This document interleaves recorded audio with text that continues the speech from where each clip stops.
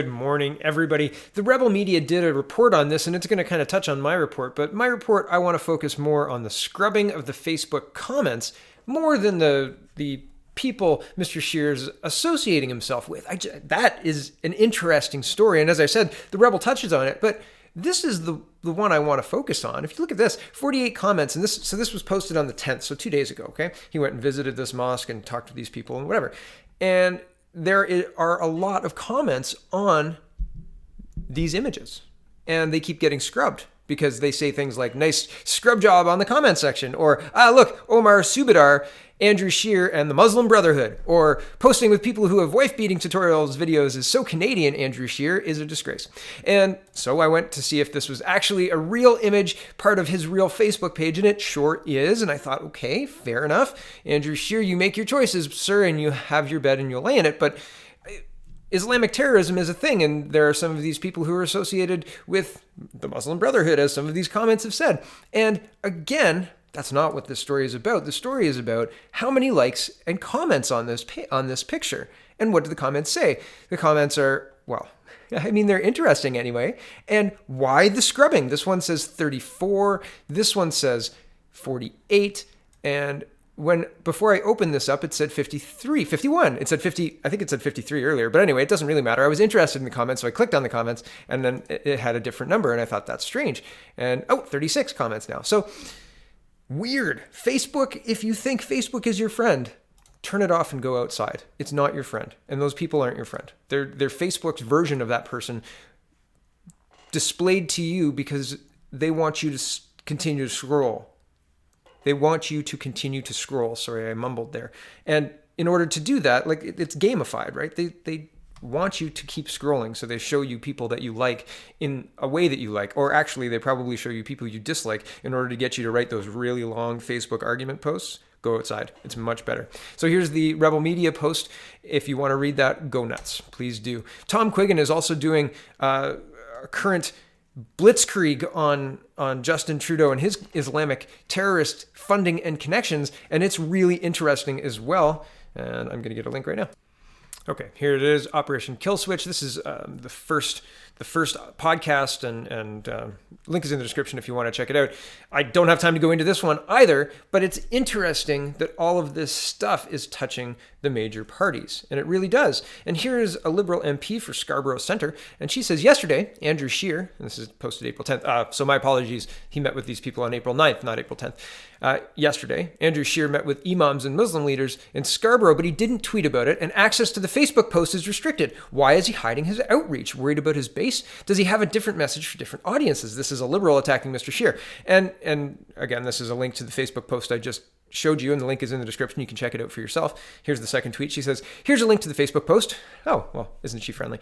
The gear icon in his name means he customized the audience. His other posts have a globe icon for global audience. Who is he allowing to see his posts, and who is he hiding from? And that's an interesting point. I actually hadn't noticed that. And it looks like the yellow vesters found out anyway, and they're not happy. So I find it interesting that she's trying to smear anyone who is upset about Mr. Scheer meeting with potentially people tied with the Muslim Brotherhood are yellow vesters.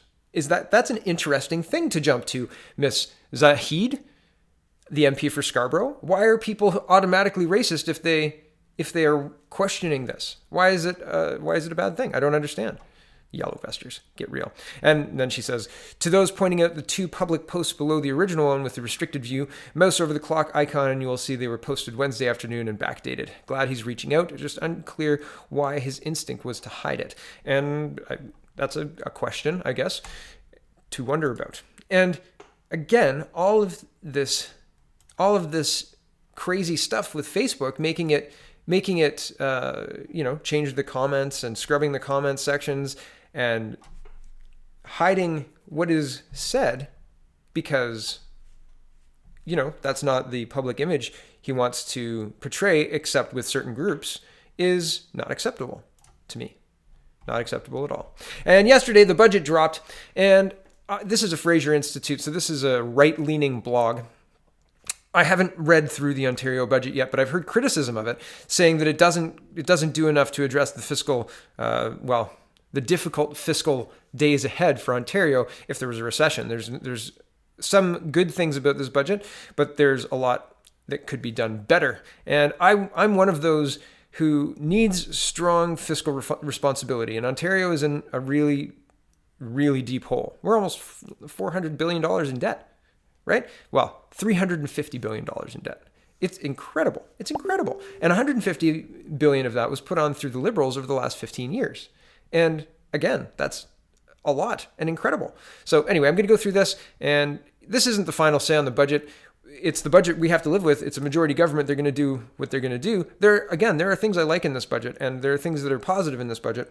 And I'll tell you why I think they're taking this approach. But this is we don't like the budget, and these are the reasons why from the fiscally conservative side. And again, I think there are positive points of this budget. I'm just going to show you the difficulty we could potentially be seeing in the short term, like 5 years, if we hit a recession. And it looks like we're going to hit a recession. Like all of the signs are there to hit a recession. And this budget I don't think it addresses that very well. But that's just me. I'm just some dude on the internet, okay? So this is just my opinion.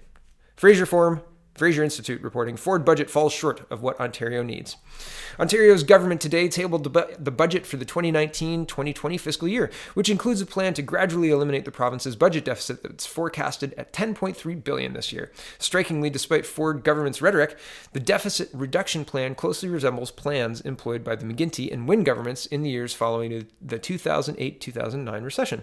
Specifically, instead of a nominal spending freeze or spending reductions to return to a balanced budget quickly, the Ford government has chosen, like its predecessor, a slow return to a balance based on reinstating the nominal spending growth rate while waiting for revenues to catch up and eliminate the deficit over time.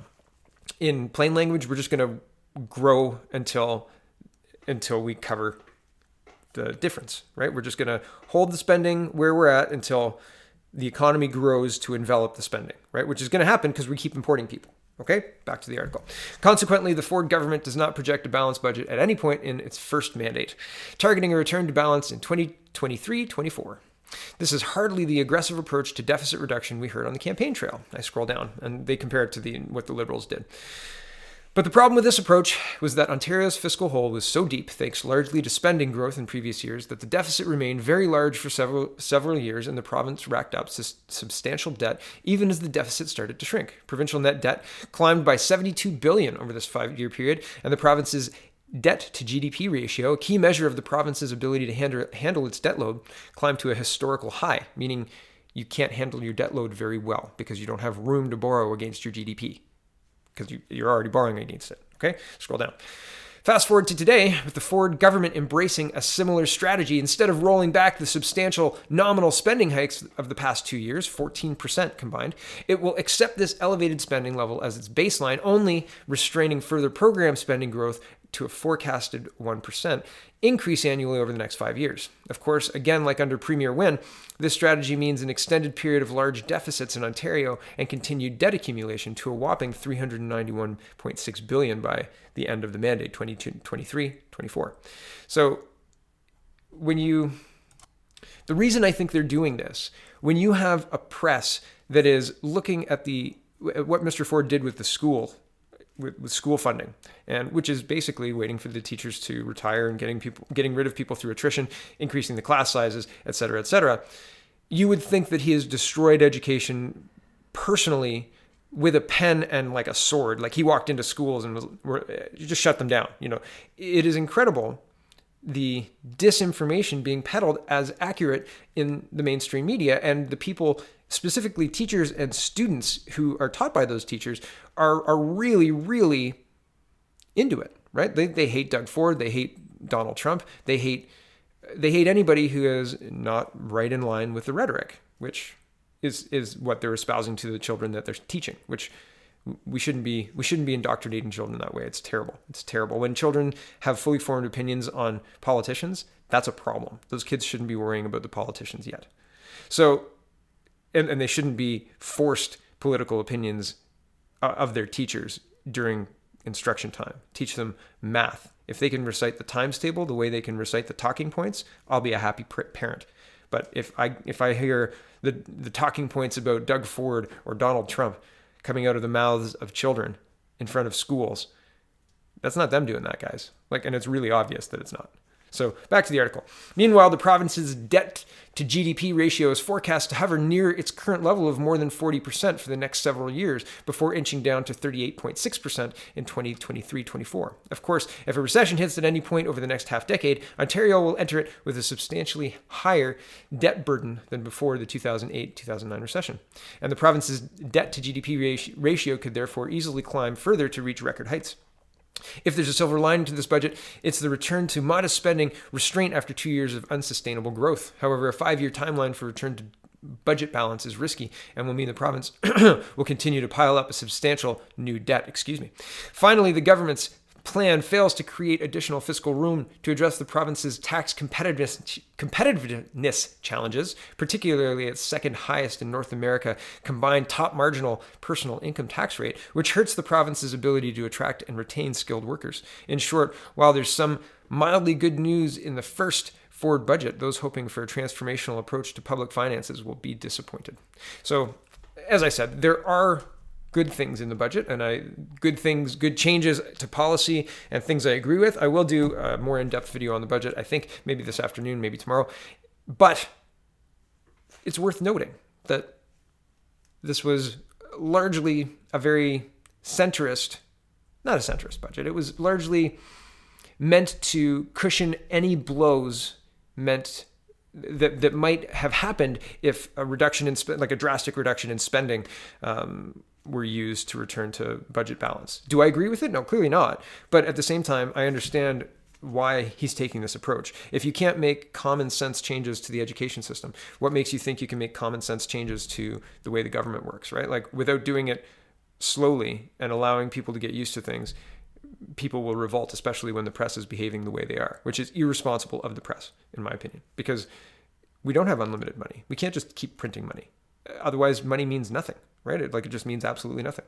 So that's what I think. Thanks for watching, everybody. Have a wonderful day. Check out the peoplespartyofcanada.ca because what? Because what? Right? Come on. Thanks for watching, everybody. Have a great day.